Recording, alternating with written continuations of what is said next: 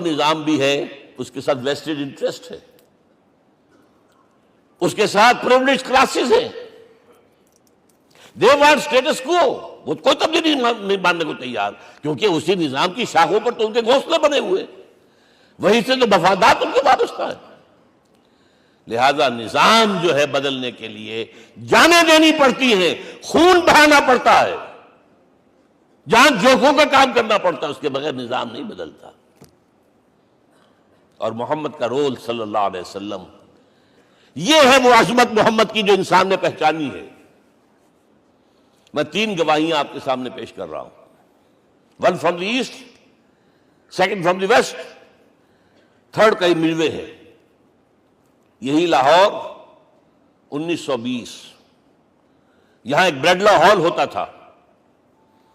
اس بریڈلا hall میں M N رائے کی ایک تقریر. And who was M.N. Roy? Personal friend of Lenin, member of the Communist International. He knew what revolution is. اور اس نے historical role of اسلام تقریر کی لاہور کے اندر 1920 میں. اور اس نے کہا تاریخ انسانی کا عظیم ترین انقلاب وہ تھا جو محمد نے برپا کیا صلی اللہ علیہ وسلم. میں تو اس کی ذہانت کی داد دیے بغیر نہیں رہا. اس نے کہا بعض مورخین یہ جو فتوحات کی ہیں صحابہ کرام نے، ان کو سمجھ بیٹھتے ہیں جیسے اٹیلا نے فتوحات کی ہیں یا چنگیز خان نے کی ہے یا کسی اور. کہاں وہ کہاں یہ، وہاں صرف تباہی آتی تھی. اور محمد صلی اللہ علیہ وسلم کے پیروکاروں نے جب دنیا فتح کی ہے، نئی تہذیب دی ہے، نیا تمدن دیا ہے، نیا نظام دیا ہے، روشنی دی ہے، علوم کو تازہ کیا ہے، علوم ایجاد کیے ہیں. یہ ہے وہ انقلاب جو محمد نے برپا کیا صلی اللہ علیہ وسلم. یہ کتاب آج بھی ہندوستان میں چھپتی ہے، بمبئی میں، دی ہسٹوریکل رول آف اسلام. اور میں سمجھتا ہوں کہ ہندو ہے، کمیونسٹ ہے اور گواہی دے رہا ہے.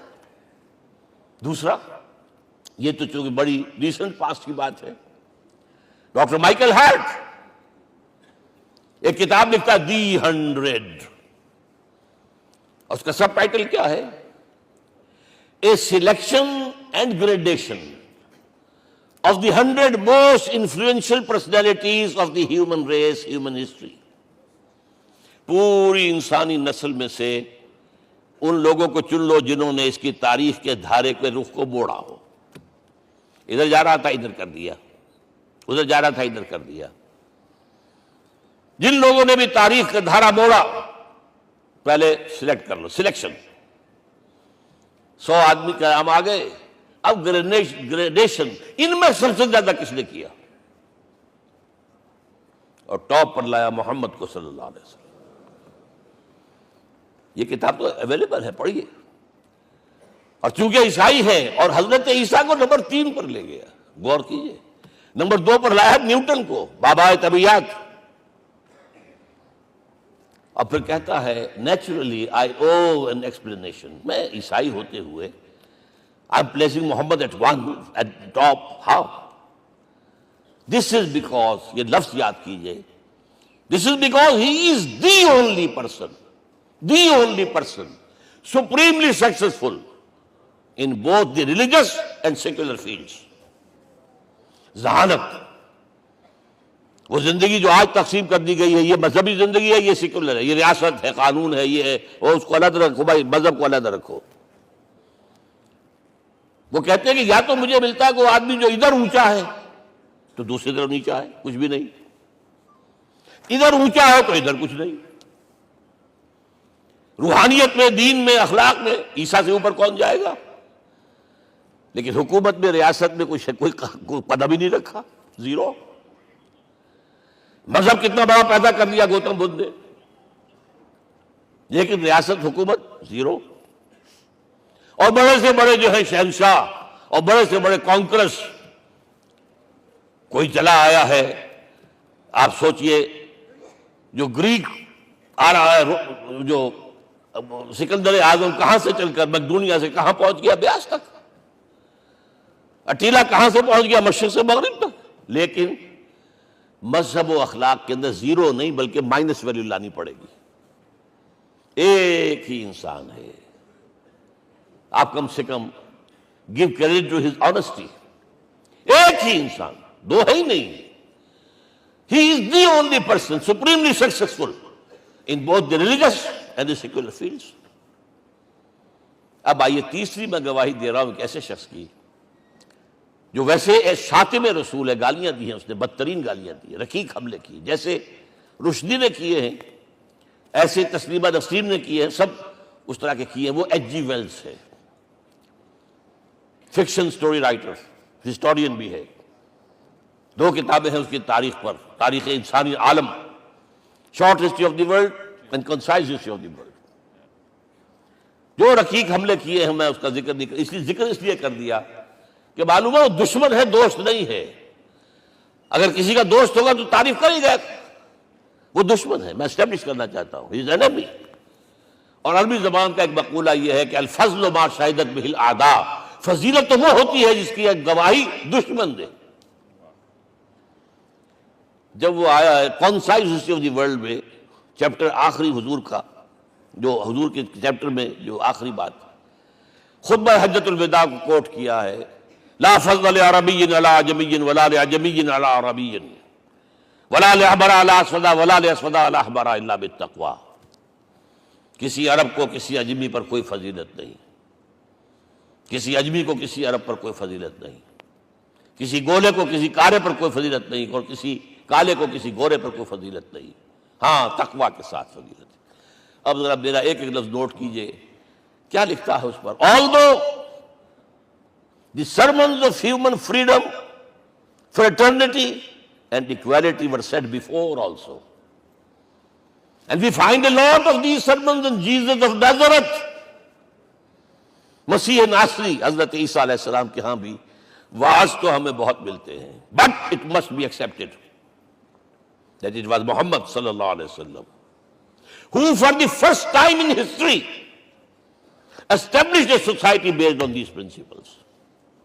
انسانی حریت، اخوت، مساوات، اس کے واعظ کہنے تو بہت آسان ہے، تقریریں کرنی تو بہت آسان ہے، لیکن ان ویلیوز کو باقاعدہ اسٹیبلش کرنا ایک سوسائٹی میں ماننا پڑتا ہے، یہ اسے دینا پڑا ہے کریڈٹ جو بھی ہے۔ لیکن ایک بات نوٹ کر لیں، مبادہ کہیں آپ میرے بارے میں سوء ظن ہو جائے، تازہ ایڈیشن جو اب اویلیبل ہے اس میں سے یہ نکال دیے گئے ہیں، آج کے جو ان کے ایڈیٹرز ہیں ان کے حلق سے نیچے نہیں اتر رہے، اتنی بڑی حقیقت۔ آپ پنجاب لائبریری یا پبلک لائبریری سے جا کے پرانا ایڈیشن لیجئے، concise history of the world کے اندر آپ کو یہ الفاظ مل جائیں گے۔ Although the sermons of human fraternity, freedom and equality were said before also, and we have a lot of these sermons in Jesus of Nazareth, but it must be accepted that it was Muhammad sallallahu alaihi wasallam who for the first time in history established a society based on these principles۔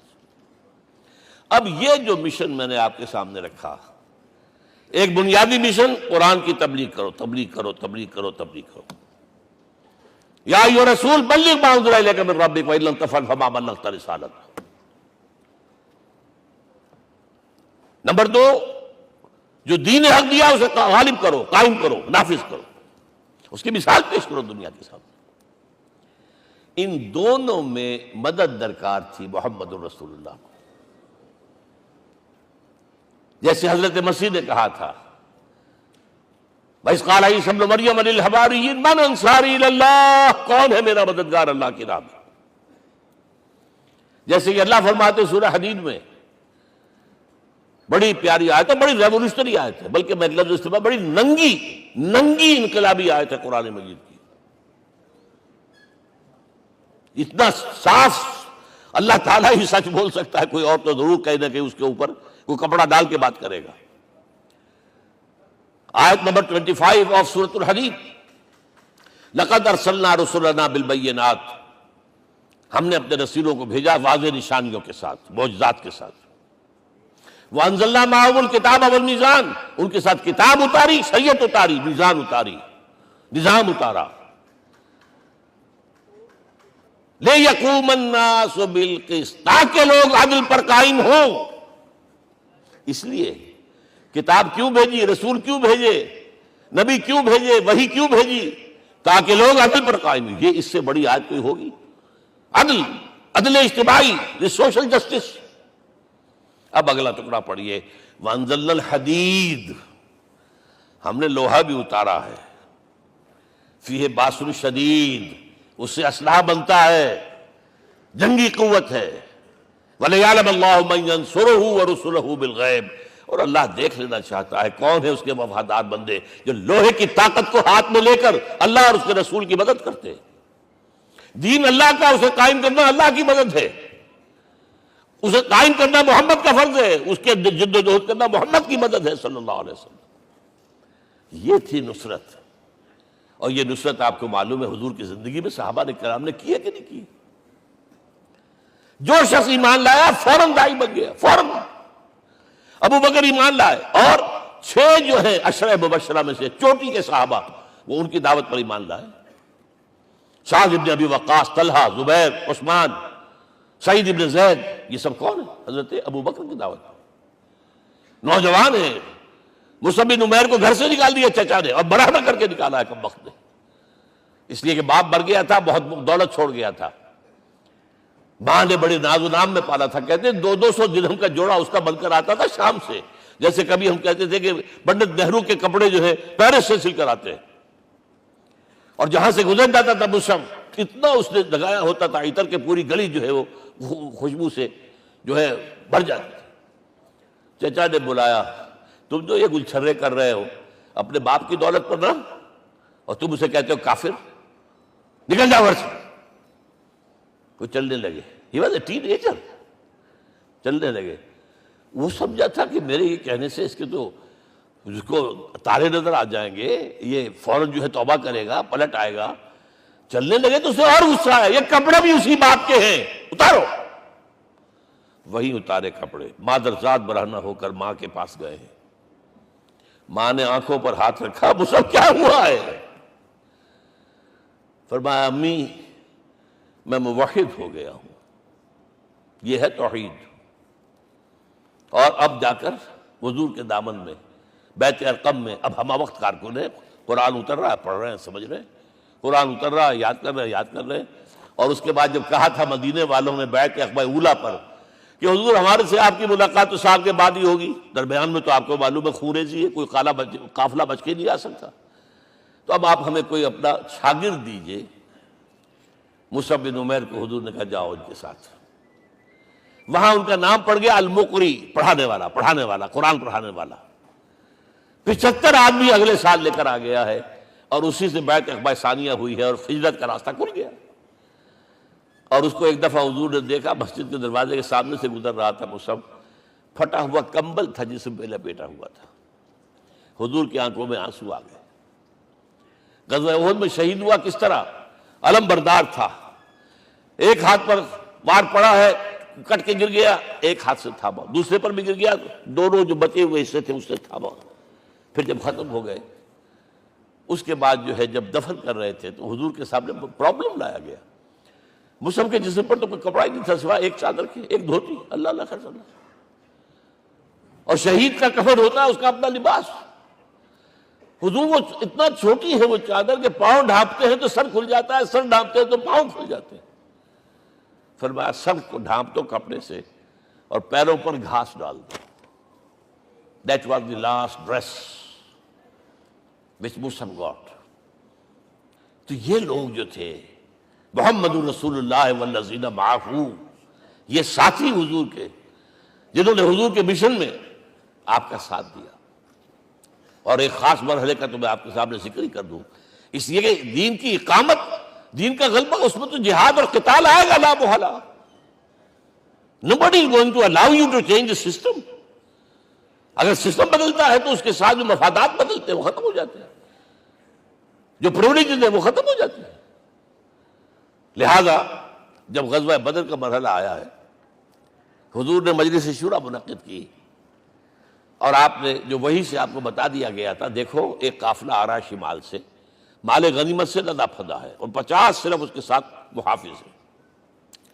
ایک لشکر آ رہا ہے جنوب سے، well کانٹے سے لیس، اور اللہ نے وعدہ کیا ہے کہ ایک پر ضرور تمہیں فتح دے گا، بتاؤ کدھر چلے۔ یہ اصل میں کسی بھی سپہ سالار کے لیے وقت ہوتا ہے کہ اپنے ساتھیوں کے مورال کا اندازہ کرے۔ کچھ ہوں گے ہم جیسے کمزور بھی، انہوں نے کہا کہ حضور پہلے قافلے کی طرف چلے، آسانی سے فتح بھی ہو جائے گی، اور ہتھیار مل جائیں گے ہمیں، ہمارے پاس تو ہتھیار بھی نہیں ہے، گنتی کے لوگوں کے پاس تلواریں بھی نہیں سب کے پاس، تو 50 آدمیوں کے ہتھیار تو ملیں گے، پھر لشکر سے نپٹ لیں گے۔ اب حضور کہہ رہے ہیں اشیرونی اشیرونی اشیرونی، حضرت مقداد بن اسود کھڑے ہوتے ہیں، حضور ہمیں موسیٰ کے ساتھی نہ سمجھیے جنہوں نے کہہ دیا فَذَهَبْ أَنْتَ وَرَبُّكَ فَقَاتِلَا إِنَّا هَاهُنَا قَاعِدُونَ، ہم موسیٰ کے ساتھی نہیں ہیں، ہم آپ کے جانثار ہیں، آپ جو آپ کی نیت ہے آپ بسم اللہ کیجیے، اب آپ کو کیا پتا ہمارے ذریعے آپ کو اللہ تعالیٰ آنکھوں کی ٹھنڈک عطا فرمائے۔ حضور پھر فرمایا مجھے مشورہ دو، مجھے مشورہ دو۔ تب خیال آیا سعد ابن عبادہ رضی اللہ تعالیٰ عنہ کو، جو رئیس انصار تھے، ہو نہ ہو یہ ہماری طرف روئے سخن ہے، کیونکہ بیعت عقبہ ثانیہ جس کے نتیجے میں ہجرت ہوئی ہے اس میں طے یہ ہوا تھا کہ اگر یہ مکے والے مدینے پر حملہ آور ہوں گے آپ کو ختم کرنے کے لیے، ہم آپ کی حفاظت ایسے ہی کریں گے جیسے اپنے بیوی بچوں کی، اور ابھی مدینے پر حملہ ہوا نہیں ہے، حضور پری ایمپٹ کر رہے ہیں، باہر نکل کے مقابلہ کرنا چاہ رہے ہیں، تو گویا کہ انصار کور نہیں ہوتے اس کے اندر، اس لیے بار بار اشیرونی، مجھے مشورہ دو۔ اب سعد بن عبادہ کھڑے ہوتے ہیں، کانک تعنینا یا رسول اللہ صلی اللہ علیہ وسلم، اے اللہ کے رسول شاید آپ کا روئے سخن ہماری جانب ہے، فإنا آمنا بک وصدقناک، ہم آپ پر ایمان لا چکے ہیں، ہم نے آپ کی تصدیق کی، اب ہمارے پاس چوائس کون سا ہے؟ اگر آپ آگے چلیں ہم پیچھے چلیں گے، اگر برق الغباد تک پہنچیں گے ہم اپنی اونٹنیوں کو دبلا کر دیں گے، یمن کا آخری شہر جو ہے برق الغباد، اور اگر آپ ساحل سمندر پر کھڑے ہو کر اپنی سواری سمندر میں ڈالیں گے ہم بھی ڈال دیں۔ بہرحال یہ مراحل ہیں کہ جن سے گزر کر حضور نے اللہ کے دین کو غالب کیا اور قائم کیا، اور اس ہر سطح پر، ہر مرحلے پر صحابہ کرام نے آپ کا ساتھ دیا، جہاں آپ کا پسینہ گرا وہاں انہوں نے اپنی خون کی ندیاں بہا دی۔ محمد رسول اللہ والذین معہ اشداء علی الکفار رحماء بینہم، یہ ہے در حقیقت عظمت محمد صلی اللہ علیہ وسلم۔ آج کے دور میں سمجھ لیجیے اچھی طرح، یہ دور جس کا کہ فاتح ہے حضور، فاتح سے مطلب افتتاح کرنے والے، اس دور میں اجتماعی نظام کی اصل اہمیت ہے۔ اجتماعی نظام غلط ہے، ایکسپلائٹیٹو ہے، تقسیم دولت کا نظام غلط ہے، کیا ہوگا؟ ایک طرف دولت جمع ہوگی، ایکومولیشن آف ویلتھ، ایک طرف بھوک، افلاس، فاقہ ہوگا۔ شاہ ولی اللہ دہلوی کہتے ہیں کہ جس معاشرے میں تقسیم دولت کا نظام غلط ہو جائے، یہ دو دھاری تلوار ہے، دو دھاری، دونوں طرف کاٹتی ہے۔ ایک طرف دولت جمع ہوگی تو عیاشیاں ہوں گی، بدماشیاں ہوں گی، کچھ چرے ہوں گے، وہ بھی خراب، معاشرے کے لیے خراب، اور ایک طرف فقر ہوگا اور بھوک ہوگی اور فاقہ ہوگا، یہ بھی خراب، اس لیے کہ حضور فرماتے ہیں کاد الفقر و یکون کفرا، فقر تو انسان کو کفر کی حد تک پہنچا دیتا ہے، لہذا فق کو کل نظام کو توڑنا ہوگا۔ یہ الفاظ ہے شاہ ولی اللہ دہلوی رحمۃ اللہ علیہ کے، جو 12ویں صدی ہجری کے مجدد ہیں۔ اس نظام کو بدلنا، اب آپ سوچئے حضور صلی اللہ علیہ وسلم نے جب اپنے اس مشن کی تکمیل کر لی، تو میں اب دو باتیں آپ کو بتا رہا ہوں۔ چونکہ حضور کی بعثت صرف عرب کے لیے نہیں تھی، صرف عربوں کے لیے نہیں تھی، صرف ملک عرب کے لیے نہیں تھی، اگر یہ ہوتا تو آپ کا کام مکمل ہو گیا تھا، پورے عرب میں اللہ کی حکومت قائم ہو گئی، ایک ایک شخص تک قرآن پہنچ گیا۔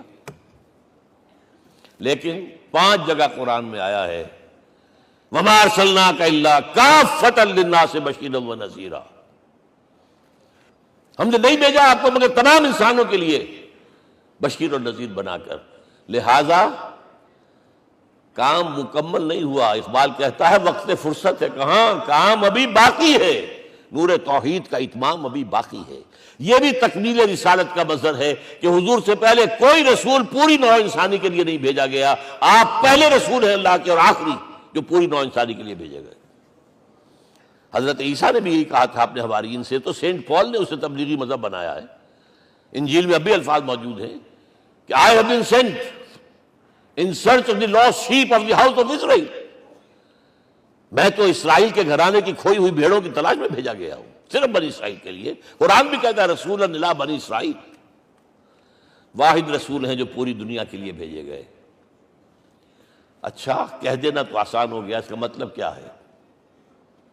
جب تک پوری دنیا پر اللہ کا دین غالب نہ ہو، محمد کا مقصد بعثت ہنوز شرمندہ تکمیل ہے، اور یہ ہوگا، اس کی خبر دی ہے۔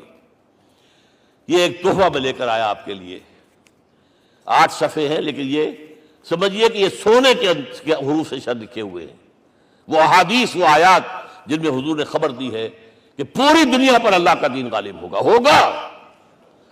ہو نہیں سکتا کہ دنیا ختم ہو جائے اور محمد کا مقصد بعثت ابھی مکمل نہ ہو، ناممکن۔ جن آیات کو پڑھیے، ان میں پھر احادیث پڑھیے۔ میں صرف 2 حدیثیں آپ کو سنا دوں۔ ایک میں حضور نے اپنے زمانے سے لے کر قیامت تک کے 5 ادوار گنائے ہیں، آپ پڑھ لیجیے گا، ٹیکسٹ ہے یہ، اور خدا کے لیے اس کی قدر کیجیے گا، یہ آیات ہیں، احادیث پھینک نہ دیجیے خدا کے لیے کہیں۔ اور اس کے اندر جو ہے اس وقت کے جو مایوسی کے اندھیارے ہمارے اوپر چھائے ہوئے ہیں، اس کا علاج ہے کہ نہیں، اور بھی دور فلک ہیں ابھی آنے والے، ناز اتنا نہ کریں ہم کو ستانے والے۔ بہرحال حضور نے جب اپنا مشن عرب کی حد تک مکمل کر لیا تو اب ایک بات نوٹ کیجئے، خطبہ حجۃ الوداع 1.25 لاکھ کا بجوا، حضور نے اپنے اس خطبے میں اپنی تعلیمات کے جو اہم نکات تھے انہیں اور دہرایا 3 مرتبہ ایک بات کی ہے۔ لاؤڈ سپیکر تو تھا نہیں، پہلے آپ ادھر رخ کرتے تھے، آپ کہتے تھے کچھ، ادھر لوگ آدمی آگے کھڑا ہوا اس کو آگے پہنچاتا اور آگے پہنچاتا تھا، پھر آپ سامنے رخ کر کے کہتے تھے، پھر بائیں طرف رخ کر کے 3 مرتبہ، ایک لفظ 3 مرتبہ۔ آخر میں ایک سوال کیا ہے، الا هل بلغت، دیکھو لوگوں میں نے پہنچا دیا یا نہیں؟ کیونکہ قرآن میں تحدید آئی تھی، اے نبی، یا ایھا النبی بلغ ما انزل الیک من ربک وان لم تفعل فما بلغت رسالتہ، اے نبی جو کچھ تم پر نازل کیا گیا اللہ کی طرف سے پہنچا دو، اور اگر نہیں کیا تو رسالت کا حق ادا نہیں ہوگا۔ اور اس میں سورہ اعراف کی آیت نمبر 6 اگر پڑھ لیں، فَلَنَسْأَلَنَّ الَّذِينَ أُرْسِلَ إِلَيْهِمْ وَلَنَسْأَلَنَّ الْمُرْسَلِينَ، ہم ان سے بھی پوچھیں گے جن کی طرف رسولوں کو بھیجا، اور رسولوں سے پوچھیں گے ہم نے تمہارے پاس اپنا پیغام پہنچایا تھا، تم نے پہنچایا کہ نہیں لوگوں کو؟ اس لیے حضور نے گواہی لی، الا هل بلغت، دیکھو میں نے پہنچا دیا کہ نہیں؟ اور جواب کیا ملا؟ انا نشہد انک قد بلغت رسالۃ وادیت الامانۃ ونصحت الامۃ وکشفت الغمۃ، ہم گواہ ہیں حضور آپ نے رسالت کا حق ادا کر دیا، امانت کا حق ادا کر دیا، ہماری خیر خواہی کا حق ادا کر دیا، اور گمراہی کے اندھیرے جو ہے انہیں چھانٹ کر رکھ دیا۔ اب آپ نے آسمان کی طرف نگاہ کی، انگشت شہادت سے وہی 3 مرتبہ، اللہم اشہد اللہم اشہد اللہم اشہد، اللہ تو بھی گواہ ہے، یہ مان رہے۔ یہ ہے سائی آف ریلیف، یہ بوجھ جو میرے کندھے پر آیا تھا، انا سنلقی علیک قولا ثقیلا، یہ اب منتقل ہو گیا، اب امت کو منتقل ہوا۔ لہذا آخری لفظ کیا تھا؟ فَلْيُبَلِّغِ الشَّاهِدُ الْغَائِبَ، اب جو یہاں موجود ہیں ان کا فرض ہے کہ پہنچائیں ان کو جو یہاں نہیں ہے۔ میں صرف تمہارے لیے رسول نہیں ہوں، ایک فرد نوع بشر تک دنیا میں جو اس وقت ہے، اور ایک فرد نوع بشر جو آخر تک آئے گا قیامت تک، اس تک قرآن پہنچانا تمہارے ذمہ ہے۔ ہم نے نہیں پہنچایا، اسی لیے آج ہم اللہ کے عذاب میں ہیں۔ آج کیوں ذلیل کے کل تک نہ تھی پسند گستاخی فرشتہ ہماری جناب میں، 1.5 بلین مسلمان، لیکن عزت نام کی کوئی شے ہے؟ G7 G9 G11 G13 G15 کوئی مسلمان بھی ہے ان میں؟ نہ 3 میں، نہ 13 میں، نہ G7 میں، نہ G15 میں، نن۔ اتنی بڑی تعداد، سیکیورٹی کونسل میں کسی سیٹ کی امید ہے؟ نن۔ آپ کے وسائل پر ان کا قبضہ ہے، آپ کی ٹیکسیشن کے احکام وہاں سے آ رہے ہیں، ریٹ بڑھاؤ، چینی کے اس کے بڑھاؤ، اور فلاں کے بڑھاؤ، اور بجلی کے بڑھاؤ، اور تیل کے بڑھاؤ، کیا ہو رہا ہے؟ کیوں دلیل ہے؟ اور نمبر 2، آج دنیا میں خون اگر بہ رہا ہے تو صرف مسلمان کا ہو گیا، مانند آب ارضا مسلمان کا لہو۔ 60 سال سے کشمیر اور فلسطین، پھر درمیان میں صومالیہ، چچنیا، کوسوو، یہ سب بوسنیا، پھر آپ کو معلوم ہے فلپائنز، پھر جو کچھ ہوا افغانستان میں، اور جو کچھ ہوا اب ہو رہا ہے، جو کچھ ہوا عراق میں، یہ کیوں ہے؟ We are criminals number 1. We have not done our duty. ہم نے قرآن کو اپنا امام نہیں بنایا، دوسروں کے سامنے کیا پیش کریں گے؟ ہمارا اپنا سارا نظام سود کے اوپر مبنی ہے. بہرحال پہلا فرض یہ ہے، اب اس کو پہنچاؤ، اور یہاں تک فرمایا بلغوا عنی ولو آیۃ، پہنچاؤ میری جانب سے چاہے ایک ہی آیت. پریچ آن مائی بہاف. یہ کام جو ہے، جو کہا گیا تھا، واقعہ یہ کہ میں 50 برس سے کر رہا ہوں، یہ آج کی بات نہیں ہے. تکمیل اور تدوین فن میں جو بھی حفیظ کا حصہ ہے، نصف صدی کا قصہ ہے، 2-4 برس کی بات نہیں.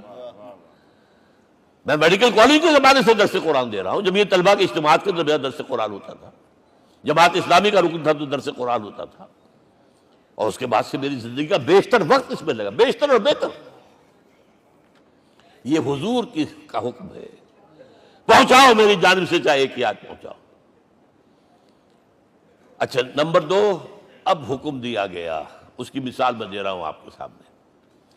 جب ایران کے ساتھ جنگ شروع ہوئی ہے تو سپہ سالار افواج ایران رستم نے وفد بلایا ایک. اے عربو، تم پہلے بھی ہم پر حملے کیا کرتے تھے، لیکن پہلے لوٹ مار کر کے واپس چلے جاتے تھے. یہ جان لیجئے، یہ ہسٹری کا ایک موقع ہے خاص، کہ ایک سیٹلڈ سویلائزیشنز ہوتی ہیں، اور ایک وہ جو رہتے ہیں سطح مرتفع پر، وہاں پانی نہیں ہوتا، وہ فصل کہاں سے آ جائے گی. یا ریگستان میں جو وہاں بستے ہیں وہ کیا کرتے ہیں؟ وہ وقتاً فوقتاً جاتے ہیں، جھپٹا مارتے ہیں، لوٹ مار کرتے ہیں، لے کر وہاں سے دولت آتے ہیں. اسی پر ان کی گزارا تھا. تو پہلے بھی آیا کرتے تھے، لوٹ مار کر کے چلے جاتے. اس دفعہ پیچھا بھی چھوڑ رہے، وجہ کیا؟ ایسی پیاری، یہ کئی روایتوں میں آیا ہے، الفاظ مختلف ہو سکتے ہیں. جو مسلمان وفد کا سربراہ تھا، اس کا جواب سنیے. انا قد ارسلنا، دیکھو رستم، پہلے ہم خود آتے تھے، اب ہمیں بھیجا گیا ہے. اللہ نے بھیجا محمد کو، محمد نے بھیجا ہمیں صلی اللہ علیہ وسلم. کس لیے؟ لنخرج الناس من ظلمات الجہالت الى نور الایمان ومن جور الملوک الى عدل الاسلام. اس لیے بھیجا گیا ہمیں کہ نوع انسانی کو شرک اور کفر کی جہالتوں سے نکال کر ایمان کی روشنی میں لائیں، اور بادشاہوں کے ظلم و ستم کے پنجے سے نجات دلا کر عدل اسلام.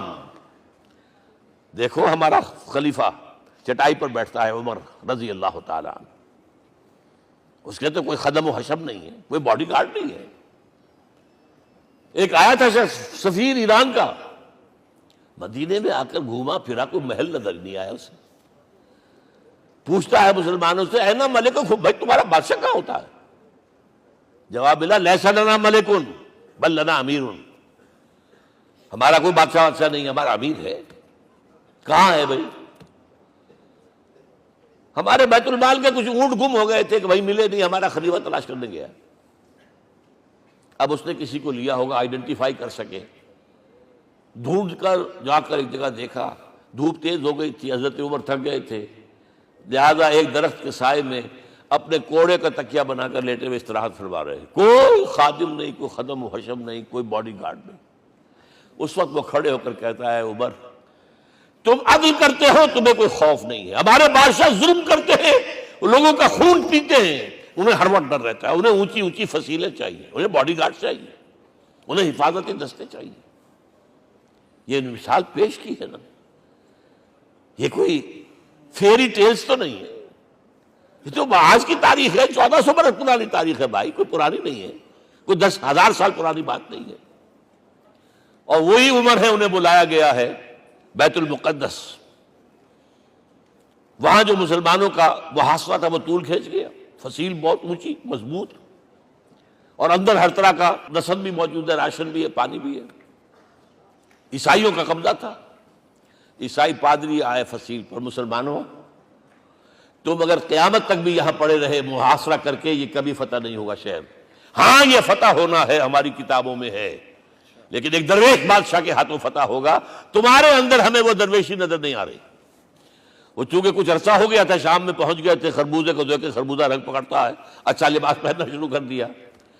اور وہاں تھے امین هذه الامہ ابو عبیدہ بن الجراح رضی اللہ تعالی عنہ. یکی ازا شرح مبشرہ ان کا فوراً کلک کیا، یہ بادشاہ مدینے میں بیٹھا ہوا تو ہے. یہاں سے ریکویسٹ کی گئی ہے آپ تشریف لائیے. اب 700 میل کا سفر ہے، کوئی ذاتی سفر نہیں، کسی بیٹے کے کنووکیشن میں کے لیے نہیں گئے ہیں، کوئی انٹوریج نہیں ہے، کچھ نہیں.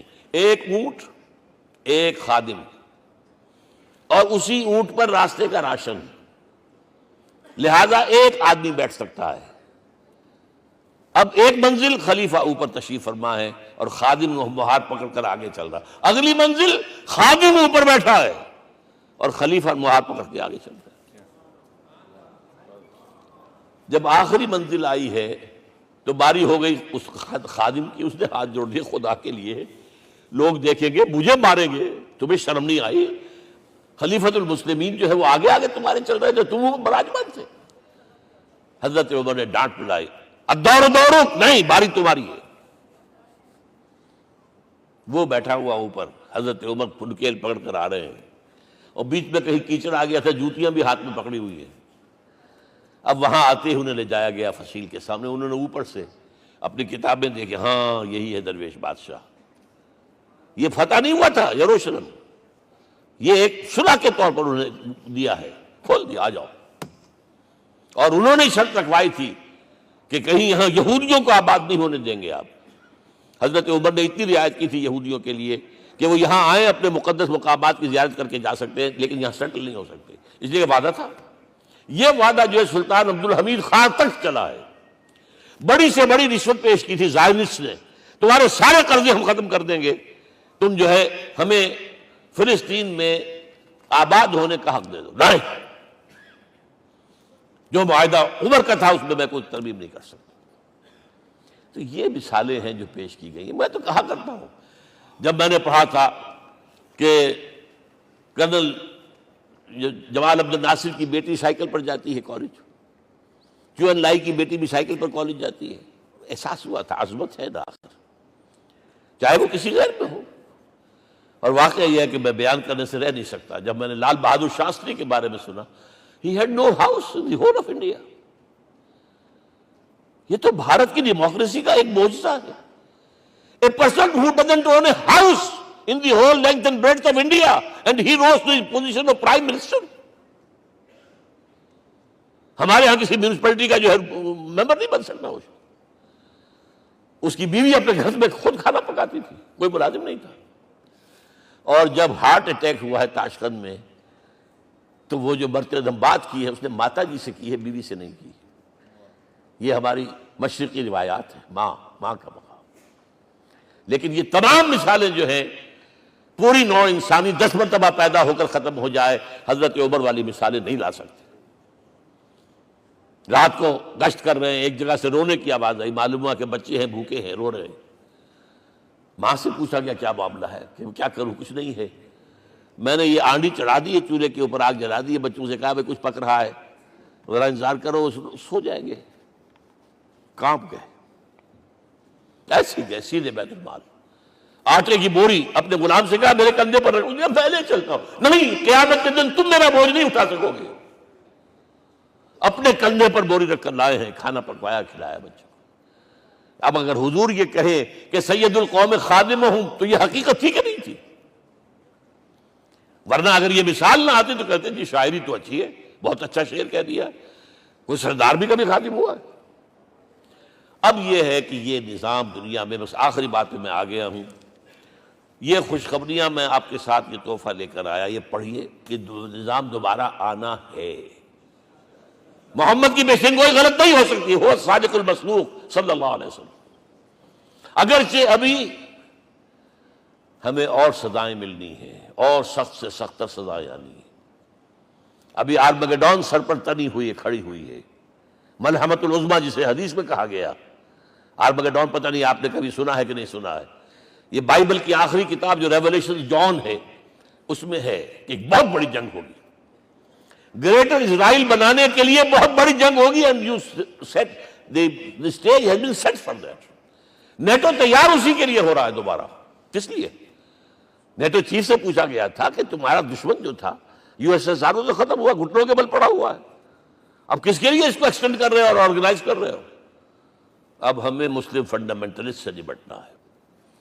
یہ ہے وہ کروسیڈ جو شروع ہوئی۔ یہودی اور عیسائی نیو کنزرویٹوز، نیو کونس، یہ دونوں جڑے ہوئے ہیں، ایک 5 پوائنٹ ایجنڈا ہے ان کا جس پر دونوں کا اتفاق ہے۔ تو ابھی ہم پر بڑے برے وقت آنے ہیں، ہمیں سزائیں ابھی اور ملنی ہیں، لیکن ٹیبلز ول بی ٹرنڈ، دنیا میں اللہ کا دین قائم ہوگا، چاہے ابھی اور اپس اینڈ ڈاؤنز آئیں گے لیکن ہوگا، لیکن ہوگی، وہ وقت آئے گا اللہ کا دین قائم ہوگا پوری دنیا میں۔ ایک حدیث میں آپ کو سنانے چلا تھا، حضرت ثوبان سے رضی اللہ تعالیٰ عنہ، مسلم شریف کی روایت ہے، حضور نے فرمایا ان اللہ زوالی الارض، اللہ نے میرے لیے پوری زمین کو لپیٹ دیا، فرائے تو مشارقہا و مغاربہا، میں نے اس کے سارے مشرق دیکھ لیے، سارے مغرب دیکھ لیے، وَإِنَّ أُمَّتِي سَيَبْلُغُ مُلْكُهَا مَا زُوِّئَ لِي مِنْهَا، میری امت کی حکومت ان تمام علاقوں پر قائم ہو کر رہے گی جو اللہ نے زمین کو لپیٹ کر مجھے دکھا دیے، یہ ہونا ہے، and that is going to be the end of this world۔ Armageddon بھی آ جائے گی پہلے، ملحمۃ العظمیٰ بھی آئے گا، سزائیں بھی ملیں گی، بالآخر وہ ہوگا۔ لیکن آخری بات، میرے اور آپ کے لیے مسئلہ لمحہ فکریہ کیا ہے؟ میں اور آپ کہاں کھڑے ہیں؟ Are we on the side of Allah or on the side of America؟ بہرحال یہ تو جو اپس اینڈ ڈاؤنز آنے ہیں، میرے اور آپ میں سے ہر شخص کے سوچنے کی بات یہ ہے، یہ تو انقلاب تو آئے گا، حضور کے ذریعے سے آیا، کچھ لوگ حضور کے ساتھی بن گئے، ان کی دنیا بن گئی، آخرت بن گئی، قیامت میں کے بعد جو کچھ ملنا ہے اللہ تعالیٰ روح و ریحان و جنت النعیم، کچھ رہ گئے کہ چاہے سگا چچا تھا محروم رہ گئے، ابو لہب۔ آج بھی یہ قافلہ ادھر چل رہا ہے۔ اقبال نے بالکل ٹھیک کہا ہے کہ دنیا کو ہے پھر مار کا روح و بدن پیش، تہذیب نے پھر اپنے درندوں کو ابھارا، اللہ کو پابر دیے مومن پہ بھروسہ، ابلیس کو یورپ کی مشینوں کا سہارا۔ اور صحیح کہا ہے، آخری بات جو کہہ رہا ہوں، ایک نکتہ میرا رہ گیا ہے، وَاتَّبَعُوا النُّورَ الَّذِي أُنزِلَ مَعَهُ، چوتھی بات، اور یہ کہ وہ لوگ جو اس نور کا اتباع کریں گے کہ جو ان کے ساتھ نازل کے قرآن، اس لیے کہ قرآن ہی ذریعہ ہے، آلہ انقلاب ہے، قرآن انسانوں کو بدلتا ہے، افراد کو، افراد مل کر جماعت بن کر وہ جو انقلاب برپا کرتے ہیں، بٹ انڈیویجول چینج۔ اقبال کے الفاظ میں چوں بجا در رفت جہاں دیگر شود، یہ قرآن اگر کسی کے باطن میں اتر جاتا ہے تو اس کے اندر انقلاب آ جاتا ہے، he is a change person from within, وَاتَّبَعُوا النُّورَ الَّذِي أُنزِلَ مَعَهُ۔ لیکن آخری دور کے بارے میں یہ چند اشعار سنا رہا ہوں، شب گریزاں ہوگی آخر جلوہ خورشید سے، یہ چمن معمور ہوگا نغمہ توحید سے، ہو کر رہے گا، اور پھر دلوں کو یاد آ جائے گا پیغام سجود، پھر جبیں خاک حرم سے آشنا ہو جائے گی، اور آنکھ جو کچھ دیکھتی ہے لب پہ آ سکتا نہیں، میں وہ حیرت ہوں کہ دنیا کیا سے کیا ہو جائے۔ آب روان کبیر تیرے کنارے کوئی دیکھ رہا ہے کسی اور زمانے کے خواب، وہ زمانہ آنا ہے، لیکن دیکھنا یہ ہے کہ میرا اور آپ کا اس میں کتنا حصہ ہے۔ اقول قولی ھذا واستغفر اللہ لی ولکم ولسائر المسلمین والمسلمات۔